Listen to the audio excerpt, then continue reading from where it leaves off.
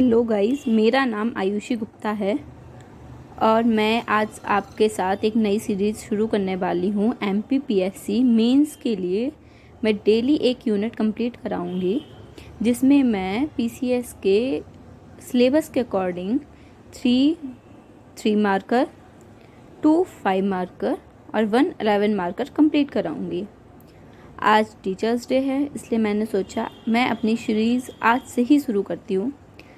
Guys, ये मेरा पहला वीडियो है, इसके पहले मैंने कभी नहीं पढ़ाया, पर ट्रस्ट मी गाइज़, आप लोग बहुत इन्जॉय करेंगे और मैंने बहुत अच्छे और जो इम्पोर्टेंट क्वेश्चंस हैं उनको ही लिया है। आप एक बार मेरे वीडियोस को देखें, उसके बाद आप पता करें। और ये फ्री ऑफ कॉस्ट है यूट्यूब पे। मेरे चैनल को लाइक, शेयर एंड सब्सक्राइब करें। तो दोस्तों, अब मैं शुरू करने वाली हूँ अपनी सीरीज़ का फर्स्ट क्वेश्चन। जो 3 मार्कर का फर्स्ट क्वेश्चन है, इसमें पूछा गया है इनाम गाँव। तो हम सब ने इनाम गाँव के बारे में पढ़ा होगा प्राचीन इतिहास में। तो है एक ऐसा एक प्रागैतिहासिक और ताम्रपाषाण। तो इनाम गाँव में जो भी साक्ष्य मिले हैं वो हमें प्रागैतिहासिक समय में भी और ताम्रपाषाण काल में भी मिले हैं। यह वर्तमान में महाराष्ट्र में स्थित है और इसमें जो अवशेष प्राप्त हुए हैं उसमें है महादेवी की लघु मूर्ति, हाथी दांत के मनके आदि की प्राप्ति हुई है। तो जैसा कि आप लोगों को पता है कि 3 मार्कर में हमें 3 लाइंस में ही हमारा आंसर लिखना है। तो मैंने कोशिश की है कि आंसर को पेपर के पैटर्न के अकॉर्डिंग ही करूं, और अगर कहीं पे एक आध लाइन ज़्यादा हो रही है तो हो सकता है वो फॉन्ट की वजह से हो, या कहीं बहुत ज़्यादा इंपॉर्टेंट है तो मैं वो आपको देना चाह रही हूँ। बाकी आप लोग अगर इसमें से जितने भी क्वेश्चन कंप्लीट करेंगे, आपको भले पेपर तक 40 यूनिट में से 240 क्वेश्चन में कंप्लीट कराऊंगी, जिसमें से अगर 10 क्वेश्चन भी फंस गए ना तो आप लोग मुझे बहुत बहुत धन्यवाद करेंगे। तो गाइस, दूसरा क्वेश्चन है लोथल। तो लोथल जो अवस्थिति है इसकी अहमदाबाद जिले के अहमदाबाद में भोगवा नदी के किनारे, ठीक है। यह कैसा है, हड़प्पा कालीन स्थल है। इसमें विशेष क्या है, यह क्या एक प्रमुख बंदरगाह था, लघु हड़प्पा के नाम से भी प्रसिद्ध है। यह प्रमुख बंदरगाह था हड़प्पा के काल में, और एक यह लघु हड़प्पा के नाम से भी प्रसिद्ध है। अब पढ़ते हैं अशोक का धम्म। अशोक का धम्म जो कलिंग के बाद उसने अपनी नीति अपनाई थी, उसे अशोक का धम्म कहते हैं। इसमें कहा गया है धार्मिक आचरण के बारे में कि बड़ों का आदर सभी से अच्छा, मतलब बड़ों का आदर करना चाहिए और सभी से अच्छा व्यवहार करना चाहिए। और कहा गया है उत्तम गुणों को ग्रहण करना चाहिए, जैसे कि दया, दान, सत्य, अहिंसा, इन सब पर। सर्व धर्मों का आदर और अहिंसा की बात कही गई थी कि हमें हर एक धर्म का सम्मान और आदर करना चाहिए और अहिंसा पर बल देना चाहिए। गाइस, तो हमारे 3 मार्कर के 3 क्वेश्चन कंप्लीट हो चुके हैं। हो सकता है आज मुझसे बहुत सारी गलतियां हों, क्योंकि इसके पहले मैंने कभी कोई वीडियो रिकॉर्ड नहीं किया, कभी कहीं पढ़ाया नहीं है। बस ये क्योंकि मैं खुद भी तैयारी कर रही हूँ, तो मैं चाहती हूँ मैं आप लोगों के साथ शेयर करूँ, आप लोग भी कुछ ना कुछ नया सीखें मेरे साथ। तो अगर मुझसे कुछ गलती हो तो मुझे माफ़ करिएगा। अब मैं आपके साथ शुरू करने वाली हूँ 5 मार्कर क्वेश्चन, जिनमें हमें एग्ज़ाम में लगभग 8 से 9 लाइन ही मिलती हैं, तो हम उसमें ही अपना आंसर कवर करने की कोशिश करेंगे। तो क्वेश्चन है, चोलकालीन ग्रामीण प्रशासन का वर्णन कीजिए।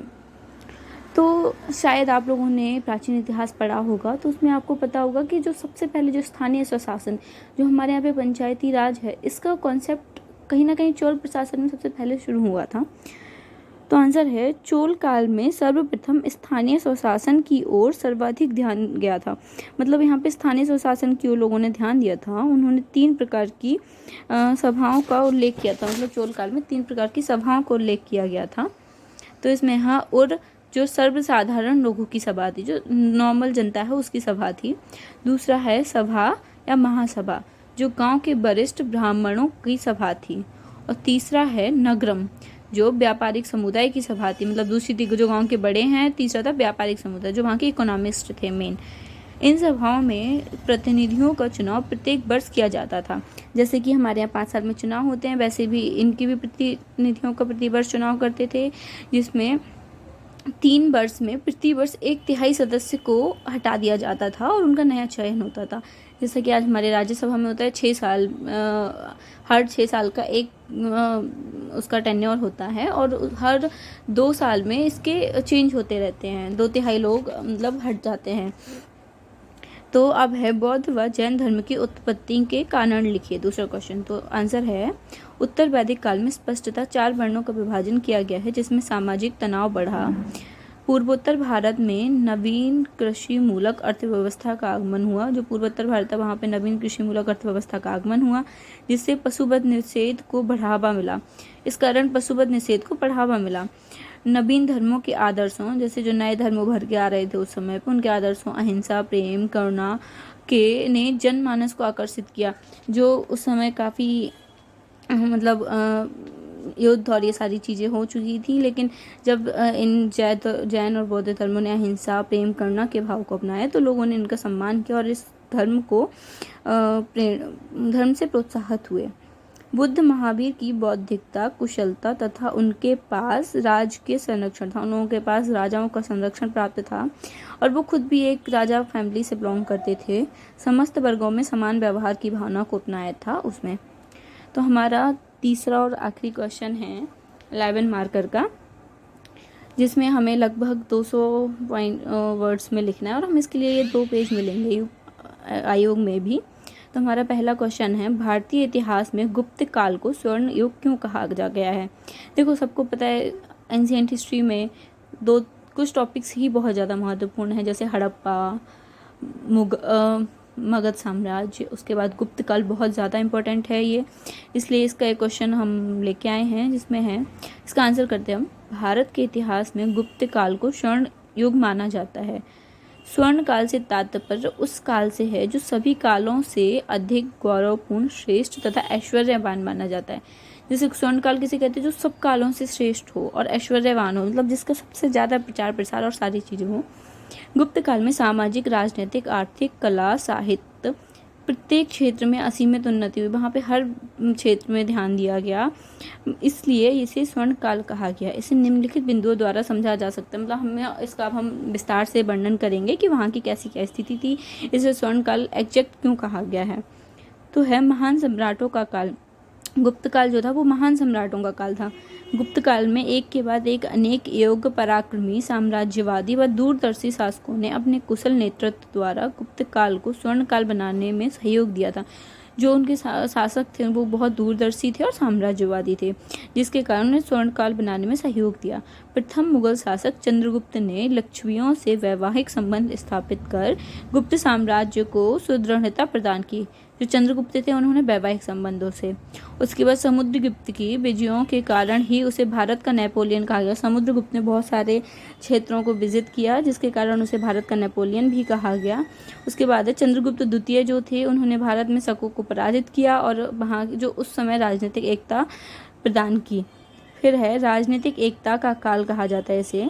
तो मौर्य साम्राज्य के पतन के पश्चात भारत अनेक छोटे छोटे राज्यों में विभाजित हो गया था। जब मौर्य साम्राज्य का पतन हुआ तो हर जगह दक्षिण में अलग वो छोटे छोटे राज्य हो गए, उत्तर में भी बहुत सारे छोटे छोटे राज्य हो गए। लेकिन गुप्त साम्राज्य ने इन छोटे छोटे राज्यों को अपने साम्राज्य में मिलाकर राजनीतिक एकता की स्थापना की तथा भारत का पुनः अखंड व सबल राष्ट्र की स्थिति में स्थापित किया। उन्होंने इन सारे राष्ट्र जो छोटे छोटे राज्य थे उनको जोड़ा और भारत को एक अखंड राज्य की स्थिति प्रदान की। जैसा कि हम मॉडर्न इंडिया में पढ़ते हैं, सरदार वल्लभ भाई पटेल ने विभिन्न छोटी छोटी रियासतों को इकट्ठा करके हमारे एक नवीन भारत, अखंड भारत का निर्माण किया, वैसे ही उस समय गुप्त शासकों ने किया था। फिर है आदर्श शासन व्यवस्था का काल। माना जाता है कि गुप्त काल का जो शासन काल था वो एक आदर्श शासन काल था, क्योंकि शासन व्यवस्था आदर्शमयी व लोक कल्याण की भावना पर आधारित थी। मतलब क्योंकि वहाँ के जो शासक थे वो लोक कल्याण की भावना पर बल देते थे। सम्राटों ने कुशल व्यवस्था से देश में शांति की स्थापना की। जो वहाँ के जो भी सम्राट थे, हमारे चंद्रगुप्त मौर्य हो गए, समुद्रगुप्त हो गए, वहाँ वो बहुत ही कुशल सम्राट थे और उन्होंने हमेशा राजनीतिक एकता बढ़ाने का, राज्य को अखंड बनाने का और हमेशा शांति की ओर ध्यान दिया और इसके अकॉर्डिंग ही बहुत सारे काम किए।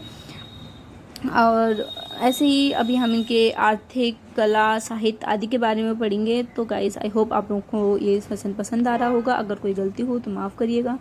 आगे से मैं कोशिश करूँगी और अच्छा करने की। कल हमारा होगा मिडाइवल हिस्ट्री का, तो आप उसे ज़रूर देखिएगा। तो देखिए, जो गुप्त शासन थे उनको स्वर्ण काल कहा गया है, उसके और क्या क्या कारण थे, ये हम अभी आगे बढ़ते हैं। तो वहाँ जो गुप्त शासकों ने एक तो राजनीतिक एकता बढ़ाई, ठीक है, वहाँ के सम्राट बहुत महान थे, आदर्श स्थिति को अपनाया। वैसे ही उन्होंने धार्मिक सहिष्णुता का काल भी, जो गुप्त काल था उसे धार्मिक सहिष्णुता का काल कहा जाता है, क्योंकि धार्मिक सहिष्णुता की नीति का पालन करते हुए सभी धर्मों को पूर्ण स्वतंत्रता प्रदान की गई थी। क्योंकि वहाँ पे जो समय सभी धर्मों को पूर्ण स्वतंत्रता प्रदान की गई थी, ऐसा नहीं था कि किसी एक धर्म को बहुत ज़्यादा माना जा रहा है, एक धर्म को बिल्कुल भी नहीं माना जा रहा है, ऐसा कुछ नहीं था। सर्वधर्म समभाव की भावना हम कह सकते हैं वैसे ही थी। वैष्णव होते हुए भी सम्राटों ने राजकीय पद सभी धर्मावलंबियों के लिए खोल रखे थे। वैसे तो गुप्त वैष्णव थे, पर उन्होंने हर धर्म के लोगों के लिए राजकीय पद खोल रखे थे। आर्थिक संपन्नता का काल, दूसरा पॉइंट हमारा आर्थिक संपन्नता का।